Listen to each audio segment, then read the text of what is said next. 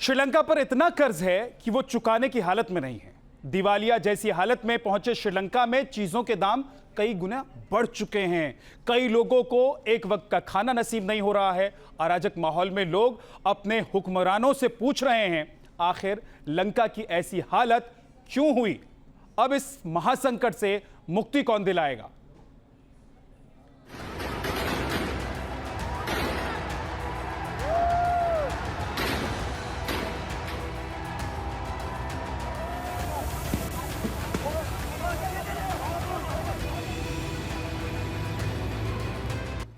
लंका से मालदीव, मालदीव से सिंगापुर, लंका को जलती देख उड़ गया गोटबाया। चोरी छिपे देश छोड़कर भाग गया गोटबाया राजपक्षे। जिस हाल में लंका देश आज आ पहुंचा है, उसके लिए श्रीलंका का प्रेसिडेंट गोटबाया राजपक्षे और उसके परिवार के लोग जिम्मेदार हैं, क्योंकि सभी लोगों ने मिलकर न सिर्फ लंका को लूटा, बल्कि ऐसे सरकार चलाई जिससे श्रीलंका के दिवालिया होने की शामत आई। गोटबाया एंड कंपनी ने कैसे लंका को इस दौर में पहुंचा दिया, उसका जिक्र करें उससे पहले जरा श्रीलंका में रोजमर्रा की चीजों के दाम सुन लीजिए। इससे समझ आ जाएगा कि श्रीलंका किस तरह के महासंकट से गुजर रहा है। मिल्क पाउडर 1895 रुपए किलो, खाद्य तेल 1090 रुपए प्रति लीटर, नारियल तेल 560 रुपए प्रति लीटर, आटा 320 रुपए किलो, मछली 900 रुपए किलो, आलू 480 रुपए किलो, प्याज 480 रुपए किलो, नींबू 300 रुपए किलो, टमाटर 360 रुपए किलो, मिर्च पाउडर 1900 रुपए किलो, चीनी 330 रुपए किलो, एक सेब 200 रुपए का, एक संतरा 220 रुपए का। चीजों के दाम सातवें आसमान पर हैं। लंका के लोग त्राहिमाम कर रहे हैं। हालात इतने बदतर हैं कि लोगों को रोजमर्रा के सामान लेने के लिए घंटों लाइन में लगा रहना पड़ता है। लोग बच्चों को दोपहर 12 बजे तक सुला रहे हैं, जिससे वो दूध कम पिए। इतना ही नहीं, करीब 2 करोड़ की आबादी वाले लंका में 30% लोगों को सिर्फ एक वक्त का खाना ही नसीब हो रहा है। इसके अलावा कई दिन तक बिजली नहीं आती।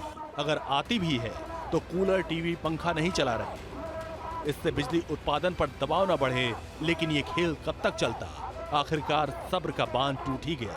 अब लोग सड़कों पर उतरकर अपना हक मांग रहे हैं।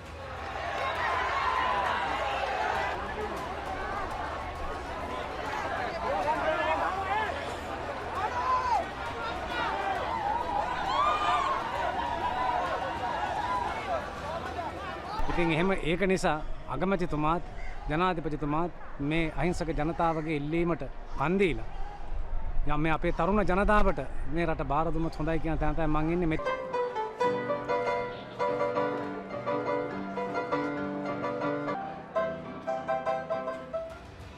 श्रीलंका में स्कूल, बाजार सब बंद कर दिए गए हैं क्योंकि पेट्रोल डीजल नहीं है। उधर आर्मी और पुलिस लोगों को खदेड़ रही है, लेकिन अभी तक ऐसे हालात से निपटने के लिए कोई पुख्ता रणनीति नहीं बनाई गई, क्योंकि जब तक लंका को दूसरे देशों से मदद नहीं मिलती, तब तक हालात और बदतर होते जाएंगे। हालांकि भारत ने मदद के लिए हाथ बढ़ाया है। उम्मीद है कई और देश आगे आएंगे, लंका को जलने से बचाएंगे।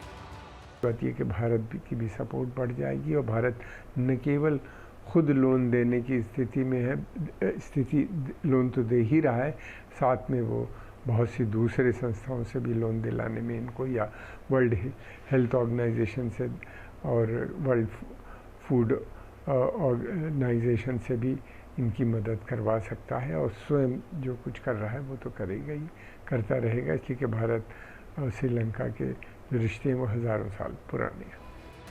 श्रीलंका में विदेशी मुद्रा भंडार लगभग खत्म हो चुका है। यही कारण है कि विदेश से जरूरी सामानों की आपूर्ति ठप हो गई है। हालात ये है कि विदेश से सामान नहीं आ रहा, जिसकी वजह से वहां की 22 मिलियन आबादी संकट के दौर से गुजर रही है। इस बीच माना जा रहा है कि हिरासत में लिए जाने की संभावना से बचने के लिए गोटबाया चोरी छिपे विदेश चले गए। मालदीव उनके पहुंचने की तस्वीर भी सामने आ चुकी है। उधर श्रीलंका की संसद के स्पीकर ने ऐलान कर दिया कि 22 जुलाई को नए राष्ट्रपति का चुनाव होगा।